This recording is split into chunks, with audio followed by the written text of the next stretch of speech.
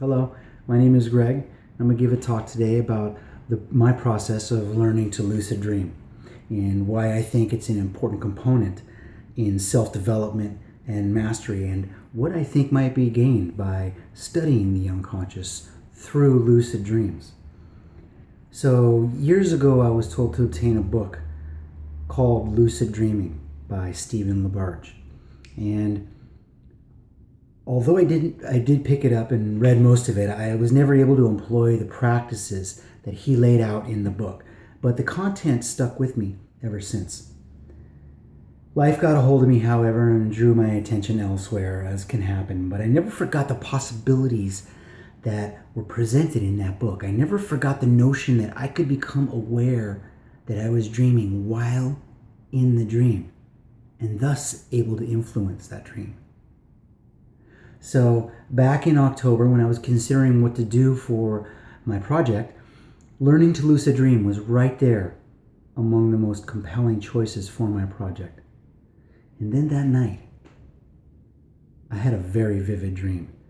I dreamt that I was walking down an alley in an urban environment. A sketchy alley, locked doors, barking dogs, high fences, block walls, things like this. And I came upon a really disturbing scene where three tattooed brigands had some guy on the ground and they were just beating on him.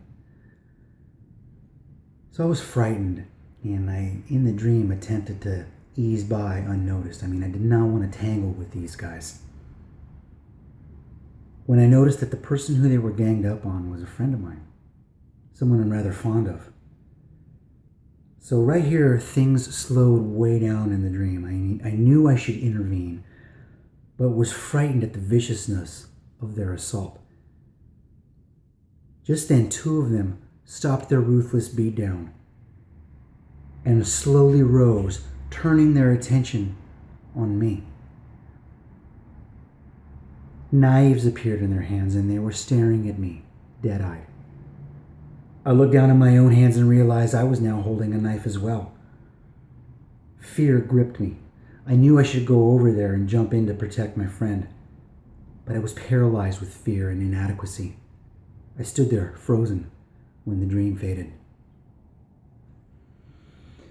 What would happen if I were lucid in the context of this particular dream?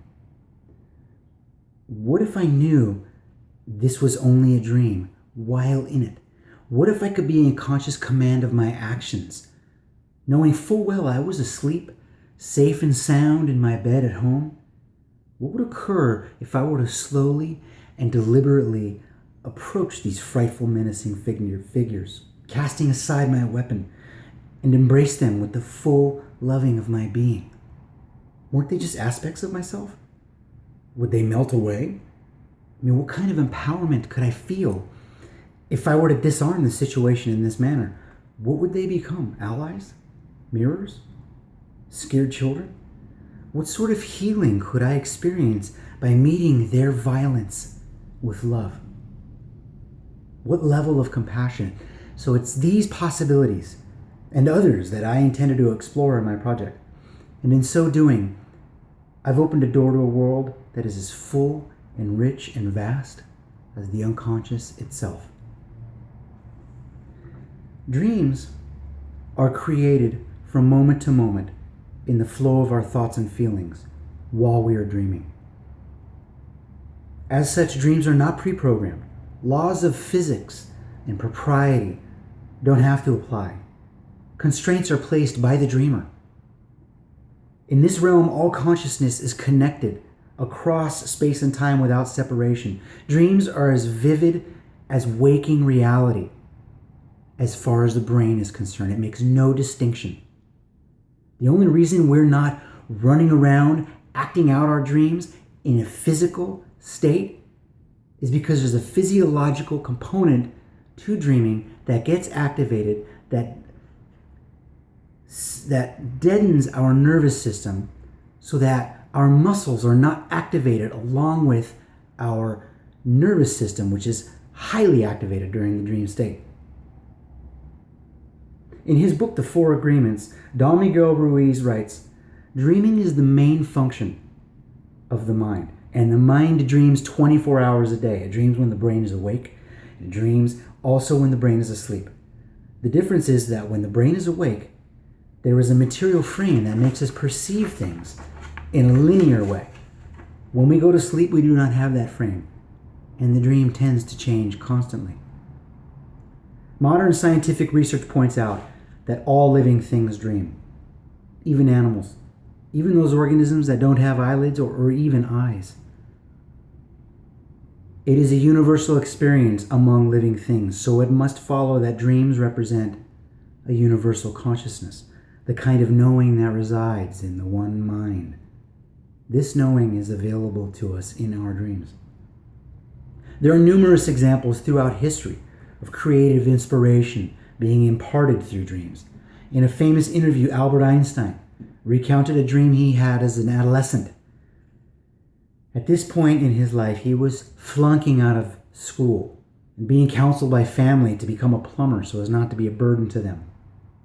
He dreamed at that time that while sledding with friends at night, he noticed he was going faster and faster until he realized that he and his sled were approaching the speed of light.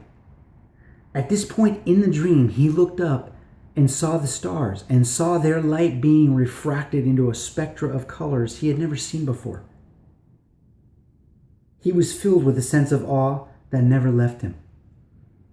He later said in the interview, "I knew I had to understand that dream, and I would say that my entire career has been a meditation on it."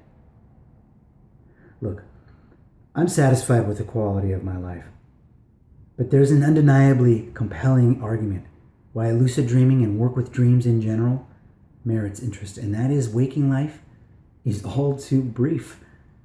Why let sleep be a relative form of non-existence?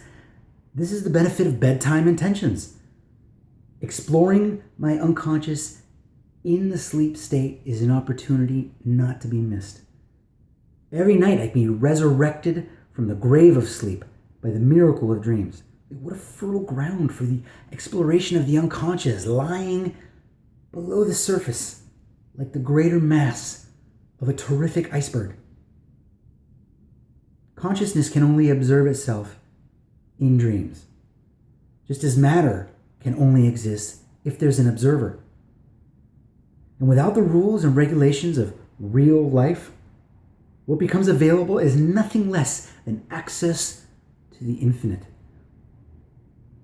The one mind, the wisdom of the ancients, a laboratory, a playground, a sandbox, a wonderland where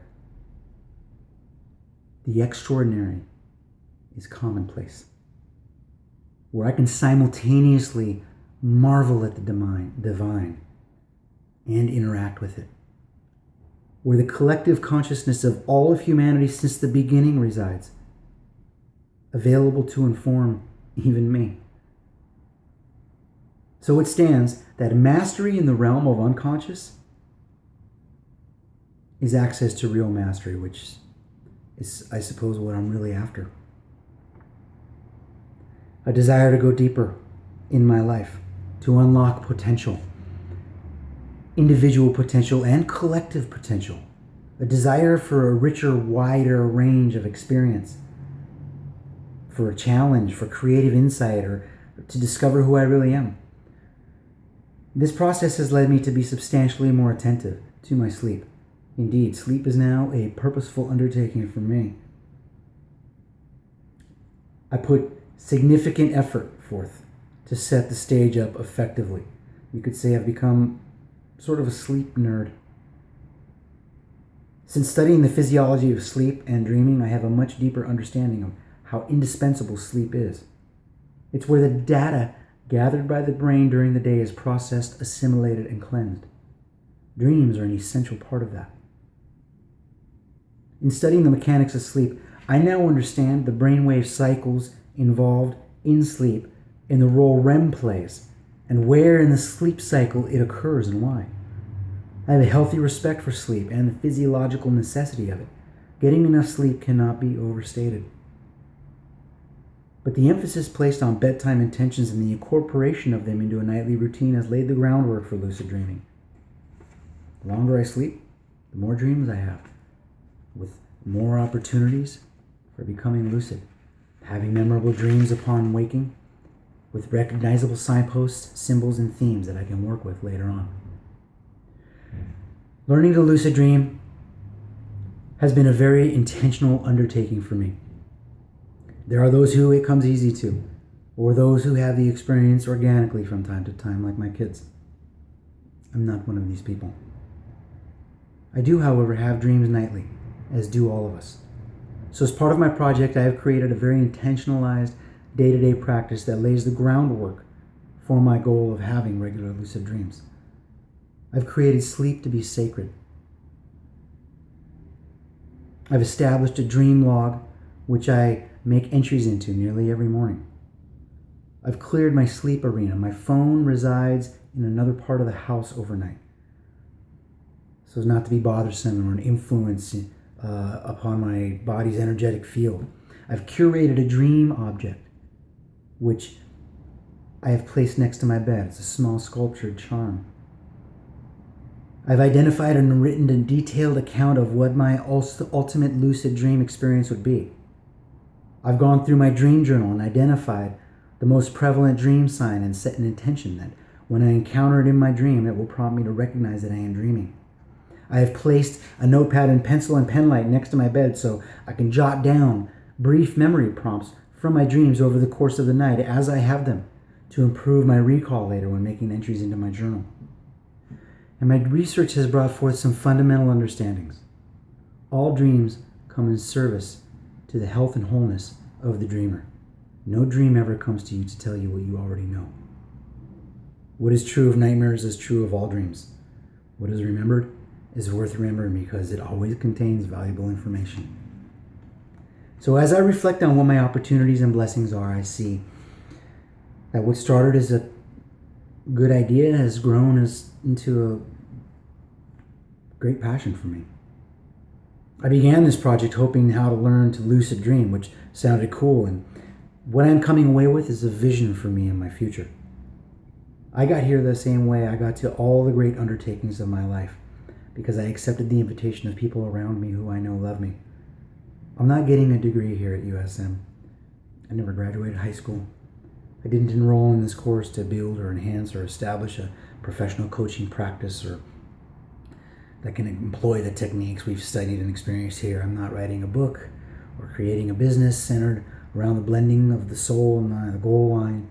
But for the first time since starting here, I feel like working with dreams and lucid dreaming as an access point for personal mastery and ongoing development is something I can get behind. It is a call to service for me. I envision a scenario where myself and a dedicated and fearless group meet weekly to explore their unconscious via their dreams, and thus create a sacred and intimate opportunity for healing ourselves, each other, and indeed humanity. And for now, that seems like a suitable outcome.